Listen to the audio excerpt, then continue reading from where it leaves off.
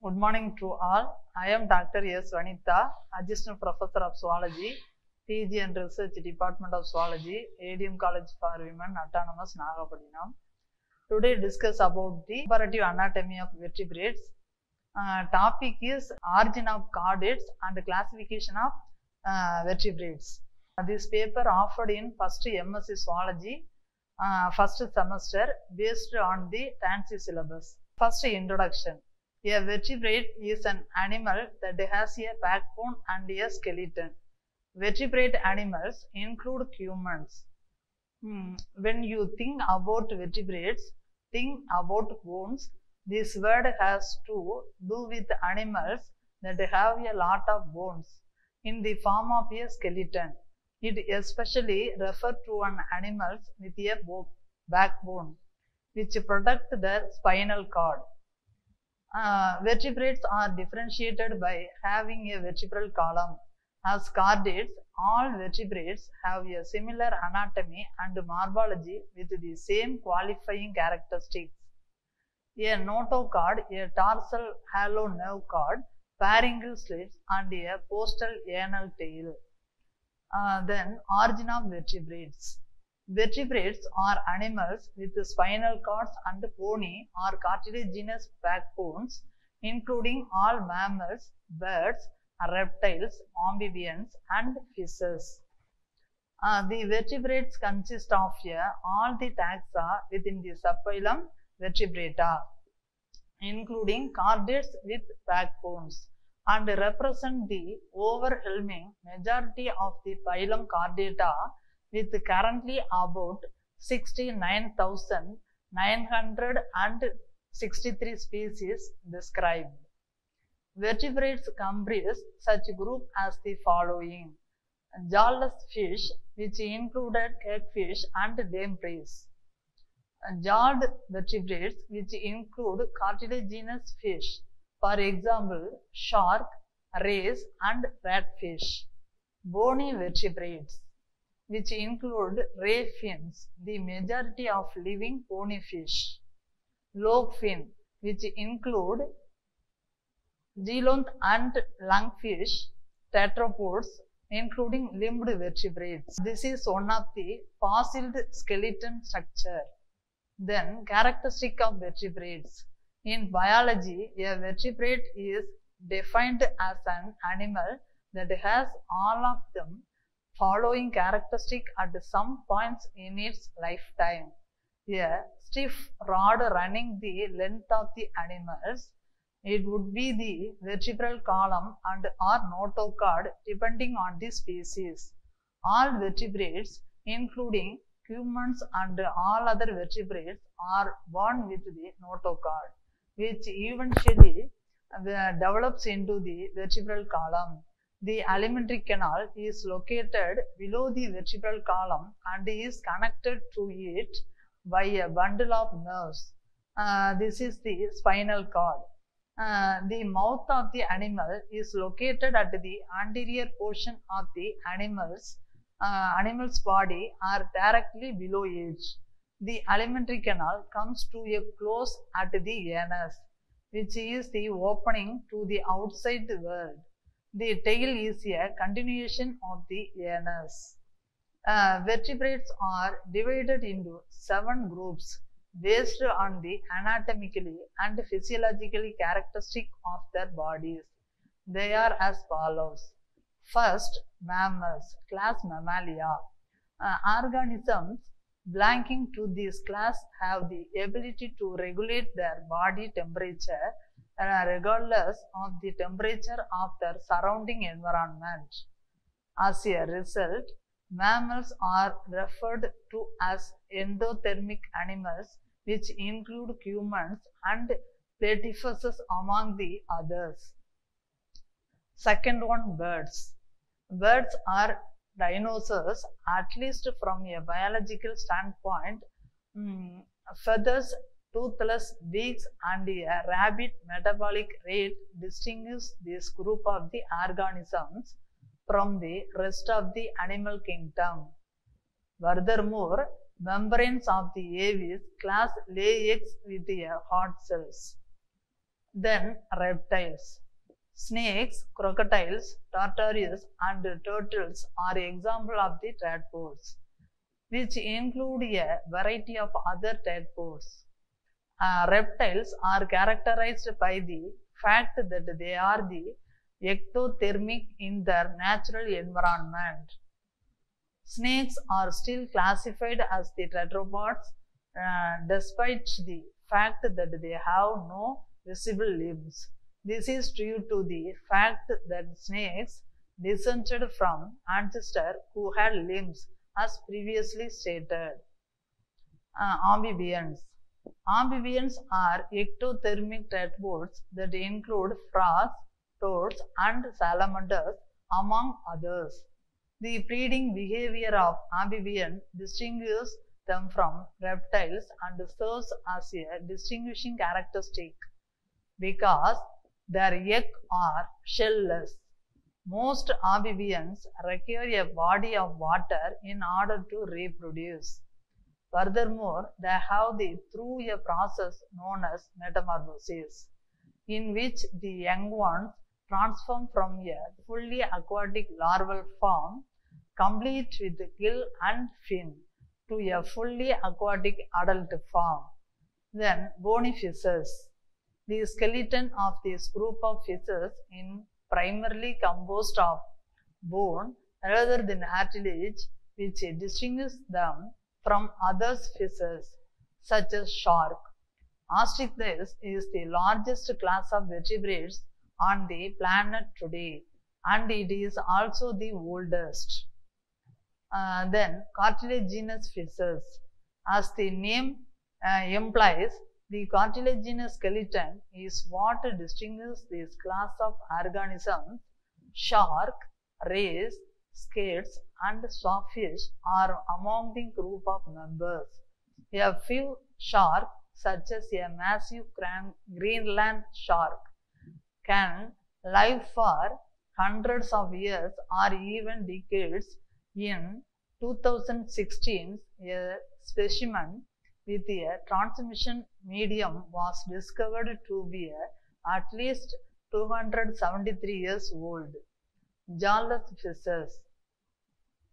There have been no significant changes in these very primitive fishes since they were discovered in the fossil records millions of years ago. In addition to having a circular mouth with no jaws, they also have rows of small sharp teeth and then help them hold and feed on the other fish. The majority of the members of this class are parasites or scavengers in nature. Then vertebrates, integument, and its derivatives. The integument, for example, is any secretion made by organisms to cover itself or the cell membrane is unicellular organisms like bacteria or protozoans. In contrast, the integument in vertebrates is made up of different derived components including hair, feathers, and scales.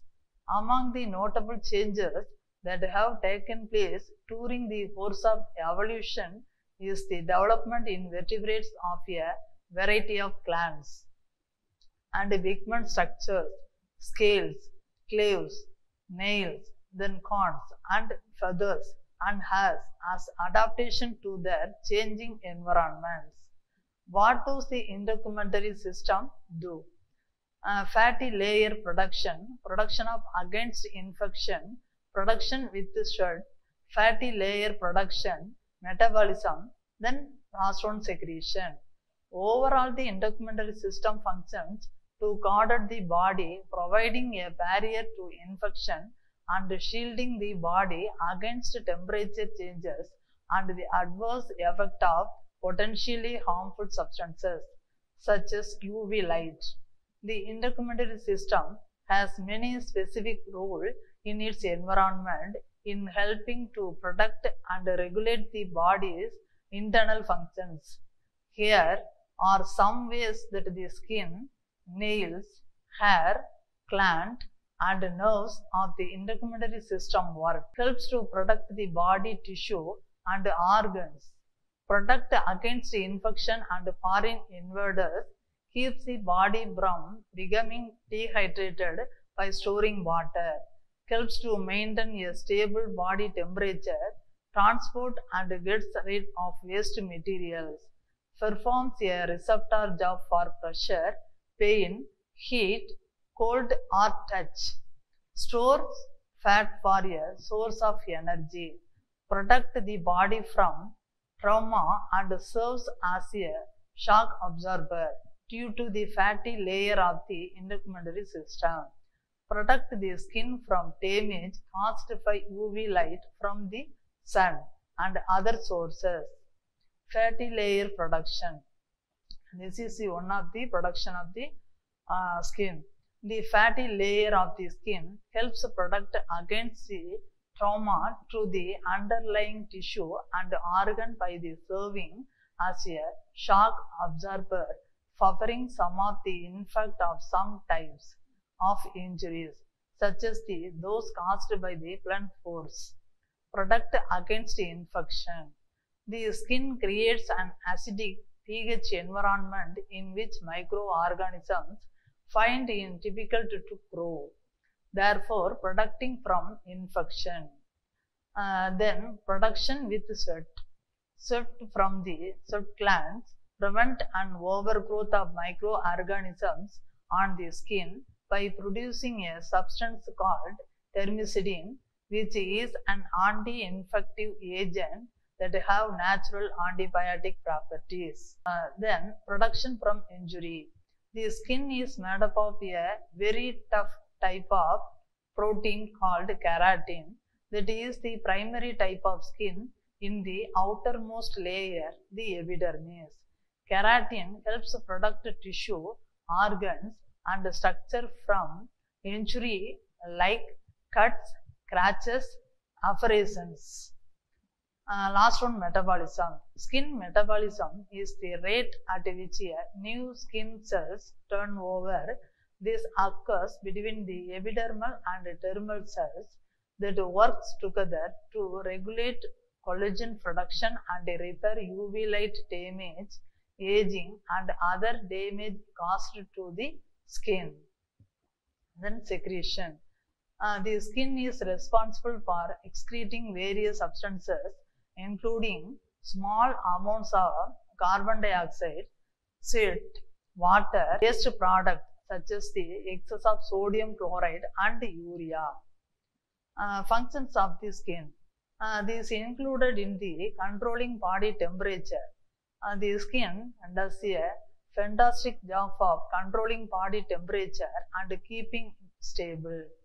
Storing of blood.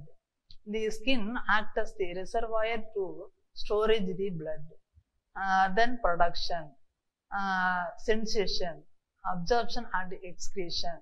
Vitamin D production. Skin gland. The glands of the skin are all exocrine, that is, they secrete the product usually through ducts to the epidermal surface. They may be unicellular as are the goblet cells of fishes, or multicellular as are the sweat glands of humans.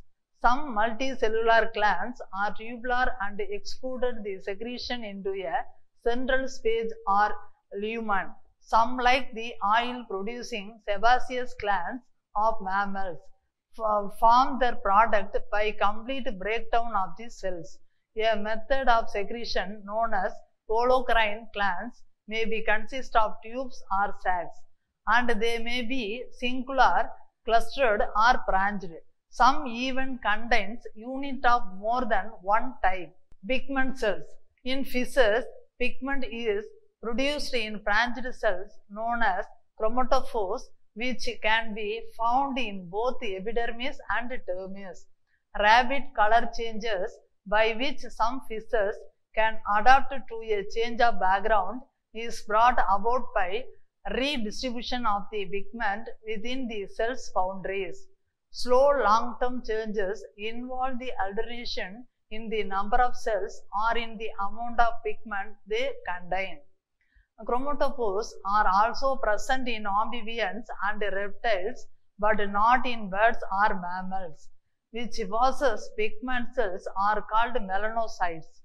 Melanocytes are found mainly in the epidermis, though they occur elsewhere. They also are branched or dendritic, and their dendrites are used to transfer pigment granules to adjacent epidermal cells. A number of different pigments are produced in the different vertebrate groups, but in mammals, only brown illuminant and yellow or red phenolphthalein are important. Pigment cells, chromatophores, and melanocytes alike are influenced by melanocyte stimulating hormones of the pituitary. Epidermal scales. Epidermal scales are corny, tough extension of the stratum corneum, well developed in reptiles. They are also common on exposed skin in birds and mammals. Such scales are periodically molted or shed gradually along with the rest of the stratum corneum. Epidermal scales are absent in fishes, but dermal or bony scales are abundant. Clave-like epidermal scales are present in certain amphibians, including a few toads, certain furrowing worm-like caecilians, and a salamander hypophysis.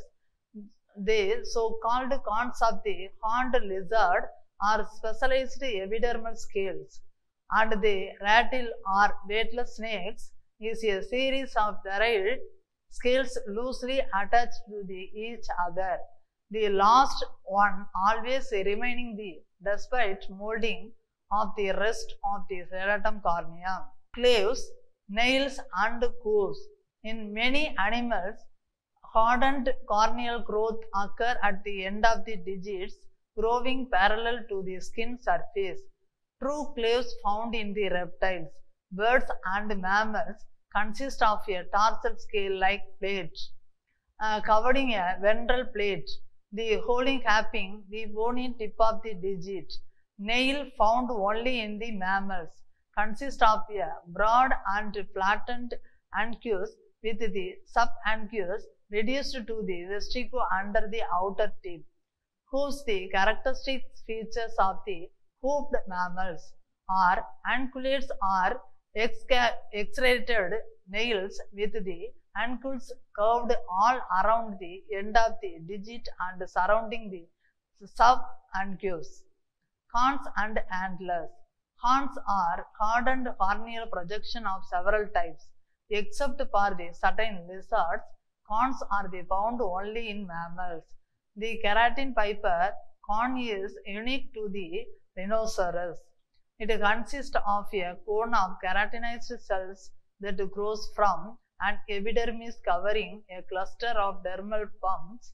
The fibers, somewhat resembling thick hair, grow from the papillae, and cells between the papillae produce a cement that binds the fibers together. This is various types of corns in mammals. Feathers.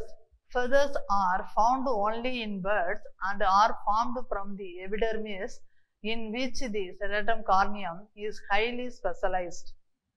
Feathers are light, strong, elastic, waterproof, and show many colors due to pigments and structural arrangement. The pigments are carotenoids and melanins. Carotenoids are frequently called lipochromes, which are soluble in fat solvent like methanol, ether, or carbon sulfide, and insoluble in water. Animal retin, zooerythrin, and animal yellow is zooxanthin are the two groups of carotenoids. Melanins are soluble only in acid. Eumelanin granules vary from black to dark brown, and phenomelanin granules are almost colorless to reddish brown. Hair. Hair is found only in mammals. It projects at an acute angle from the skin. Hair covers the entire integument in most, but in others only traces are left, such as whales have only a few coarse hairs on the snout. But during development, the body of the embryos of all mammals is covered with a containing of fine hair called laningo, which is usually shed before birth and replaced by a new one. Hair is entirely epidermal in origin. Conclusion. The vertebrates are the animal species having vertebral column or backbone or vertebrae. These are classified into 7 classes, which included aves, amphibian, reptiles, gnatha, astichthies, mammalia, and contisthies. Examples of vertebrates are birds, amphibians, reptiles, fishes, and mammals. Thank you.